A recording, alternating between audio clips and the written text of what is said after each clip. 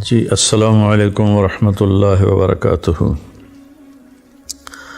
الحمد للہ وکفیٰ وسلام علی عبادہ الذین اصطفیٰ، اما بعد فاعوذ باللہ من الشیطان الرجیم، بسم اللہ الرحمن الرحیم۔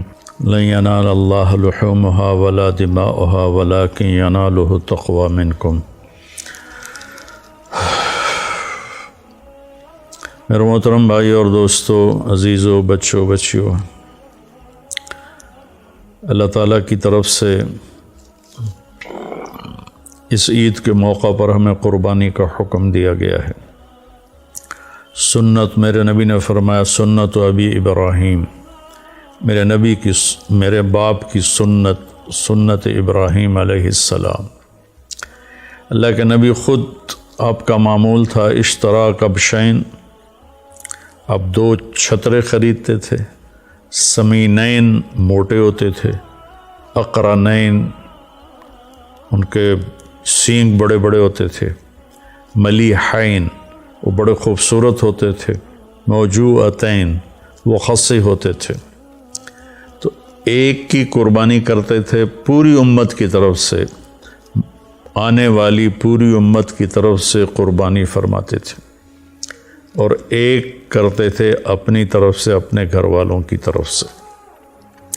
ساری زندگی آپ نے 2 جانور ذبح کیے، لیکن جس سال آپ نے حج کیا تو آپ نے 100 اونٹ آپ کی طرف سے ذبح کیے گئے، 63 اونٹ آپ نے اپنے ہاتھ سے ذبح کیے، اور 37 اونٹ حضرت علی رضی اللہ تعالیٰ عنہ علیہ الصلاۃ والسلام انہوں نے آپ کی طرف سے ذبح کیے، اور آپ نے فرمایا سب لے جاؤ، اور اہل مینا جو آئے وہ اس میں سے لے جائے، پکائے کھائے۔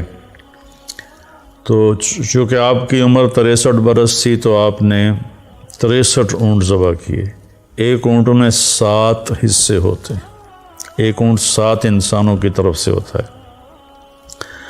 تو 63 اونٹ آپ نے ذبح کیے تو کتنے 100 حصے بن گئے، جو آپ نے خود کھڑے ہو کر ایسے نحر ایسے کر کے برچھا مارنے کو کہتے ہیں۔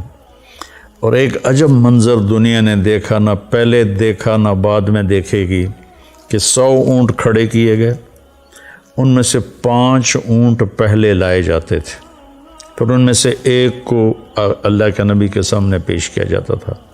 تو اونٹ ایک دوسرے کو کاٹ رہے تھے کہ پہلے میں چلا جاؤں۔ ادھر ہم کتنی مشکل سے گراتے ہیں جانور، اور وہ باں باں کرتا ہے، لیکن اللہ کے محبوب صلی اللہ علیہ وسلم کے ہاتھوں ذبح ہونے میں وہ سبقت لے جا رہے تھے، بازی لے جا رہے تھے، اور آپس میں لڑ رہے تھے۔ ہر اونٹ کی تمنا تھی کہ میں پہلے ذبح ہو جاؤں، اور اس کے بعد 37 اونٹ حضرت علی علیہ السلام نے ذبح فرمائے، اور پھر آپ نے فرمایا کہ ان اونٹوں کا جو گوشت بنائے گا اس کو مزدوری گوشت میں سے نہ دی جائے، میں الگ سے دوں گا۔ اور پھر اپنے گھر والوں کی طرف سے آپ نے گائے ذبح کی، اور پھر اس کا حضرت علی سے فرمایا کہ کوئی گوشت کے ٹکڑے لو اور دیگ میں ڈالو۔ تو اس کے بعد پھر آپ نے سر کے بال منڈائے، ناخن کٹوائے، مونچھوں کے بال کٹوائے، اور پھر اس کے بعد آپ نے غسل فرمایا، کپڑے بدلے، حضرت عائشہ نے آپ کو خوشبو لگائی۔ اس کے بعد آپ نے انتظار کیا، جب وہ پہلی دیگ جو چڑھی تھی جب وہ تیار ہو گئی تو پھر آپ نے اس میں سے گوشت، آپ اور علی رضی اللہ تعالیٰ عنہ ایک ہی برتن میں کھا رہے تھے، اور پھر آپ نے اس کا شوربہ بھی پیا، اور اس کے بعد پھر آپ اپنی اونٹنی قصواء پر اسامہ بن زید کو پیچھے بٹھایا، اور آپ طواف زیارت کے لیے تشریف لے گئے۔ طواف زیارت میں یہ طواف آپ نے اونٹنی پر کیا، چونکہ رش بہت زیادہ تھا، اور لوگوں کو شوق تھا کہ ہم اللہ کے نبی کو دیکھیں، بہت سے لوگ پہلی دفعہ دیکھ رہے تھے۔ پھر آپ نے اونٹنی پہ سوار ہو کر وہ طواف کیا، اور آپ کے ہاتھ میں ایک چھڑی سی تھی، جب آپ اس پر حجر اسود پر آتے تو یوں اشارہ کر کے اس کو ایسے استلام کر لیتے تھے۔ تو یہ اللہ کے نبی نے فرمایا کہ طیبوا بہا انفسکم، قربانی کرو اور خوشی سے کرو۔ تو کچھ لوگ کہتے ہیں کہ اس کا کیا فائدہ، غریبوں کو دے دیا جائے۔ تو ہمیں تو اپنے نبی سے لینا ہے درس اور سبق۔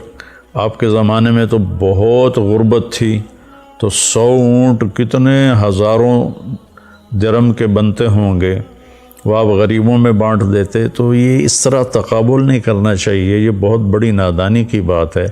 جب ایک چیز میرے نبی سے زندہ ثابت ہے تو پھر اس پر اپنی عقلی دلیلیں دینا یہ ہمارے ایمان کی کمزوری بھی ہے، اور ہماری آخرت کا اس میں نقصان بھی ہے کہ اللہ اور اللہ کا رسول تنقید سے پاک ہے۔ باقی مجھ پہ تنقید کریں، کسی اور پہ تنقید کریں، وہ جائز ہے۔ تو اور جو روح قربانی ہے وہ ہے اصل میں جب ہم جانور پہ چھری پھیرتے ہیں تو یہ ایک پہچان ہے کہ میں اپنے غلط جذبات پہ چھری پھیر رہا ہوں۔ میں اس چھری پھیرنے کے بعد جھوٹ پہ چھری پھیر رہا ہوں، بے ایمانی پہ چھری پھیر رہا ہوں، فحاشی پہ چھری پھیر رہا ہوں۔ ہر گندے برے گناہ سے میں بچنے کے لیے اپنے نفس پہ چھری پھیر رہا ہوں۔ اور اس کی ابتدا 4000 سال پہلے حضرت ابراہیم علیہ السلام سے ہوئی، جب اللہ تعالیٰ نے ان سے اتنی بڑی قربانی لی کہ 20-22 سال کی عمر میں شادی ہوئی ہوگی، 84 سال کی عمر میں اللہ نے آپ کو بیٹا دیا حضرت ہاجرہ سے، جو شہزادی تھیں، مصر کے بادشاہ کی بیٹی تھیں، بعضے کہتے ہیں باندی تھیں۔ تو جب وہ پیدا ہو گئے تو اللہ تعالیٰ نے کہا کہ اس کو اپنے سے دور کر دو۔ ان کہا کدھر کر دو؟ کہا جا میں کہوں۔ کہنے لگے مجھے تو پتہ نہیں آپ کہاں کہہ رہے ہیں۔ تو اللہ تعالیٰ نے فرمایا کہ جبریل تمہیں راستہ بتائے گا۔ جبریل انسانی شکل میں آئے اور اونٹنی پر سوار ہو کر آگے چلے۔ پچھلی اونٹنی پر حضرت ہاجرہ، اسماعیل علیہ السلام اور ابراہیم علیہ السلام۔ یہ کوئی 1 مہینے کا سفر تھا جو 1 سیکنڈ میں جبریل یوں پکڑ کے وہاں پہنچا سکتے تھے، لیکن اسباب کی دنیا اور مشقت اور امتحان یہ ساری چیزیں مطلوب تھیں، تو وہ سارا سنگ لاخ سفر، مکہ کے کالے پہاڑ، بہت شروع میں میں جب عمرے پر گیا 84 میں، تو بلڈنگیں نہیں تھیں، چھوٹے عمارتیں تھیں، تو اس کے پہاڑوں کو دیکھ کے ایک ہیبت طاری ہوتی تھی۔ اور 4000 سال پہلے جب وہاں کچھ بھی نہیں تھا، اور 4 پہاڑ یوں، 2 یوں اور 2 یوں، اور اس کے بیچ میں ایک وادی۔ جب وہاں پہنچے تو جبریل نے کہا اپنی بیگم اور بچے کو یہاں اتار دیں۔ تو آگ میں ڈالے گئے تو کچھ نہیں بولے۔ جب یہاں انہوں نے کہا تو کہنے لگے یہاں ڈال دوں، یہاں تو کچھ بھی نہیں ہے، یہاں تو کچھ بھی نہیں ہے۔ کہ اللہ چاہتے ہیں کہ یہاں اللہ کا گھر بنے اور اس بچے سے اللہ کا آخری نبی پیدا ہو۔ تو جتنی بڑی بلڈنگ بنتی ہے اتنی گہری بنیاد کھودی جاتی ہے۔ تو آخری نبی کو پیدا کرنا تھا اس بچے کی نسل سے، تو بڑی گہری قربانی لی گئی، بہت بڑی قربانی لی گئی۔